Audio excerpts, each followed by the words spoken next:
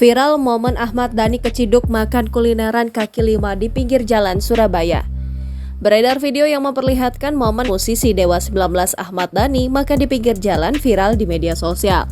Video tersebut salah satunya diunggah oleh akun TikTok @satpol42. Saat ini video telah ditonton lebih dari 3 juta tayangan.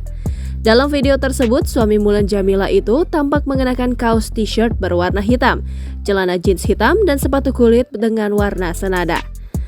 Selepas menyantap makanan di lontong balap, ayahanda El Rumi tersebut berjalan ke arah mobil yang terparkir di pinggir jalan.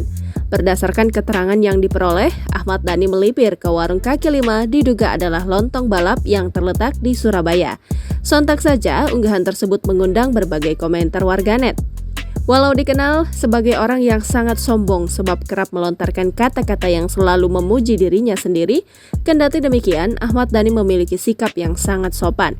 Etikanya terhadap orang yang lebih tua patut diacungi jempol. Tak hanya itu, pria asal Surabaya tersebut tak pernah ragu untuk makan di pinggir jalan seperti rakyat biasa pada umumnya. Sebelumnya juga sempat beredar video Ahmad Dhani makan di pinggir jalan juga bersama keluarganya. Tak pelak, aksi Ahmad Dhani tersebut akhirnya mengundang komentar pujian dari warganet. Jangan lupa subscribe, share, komen, dan like ya!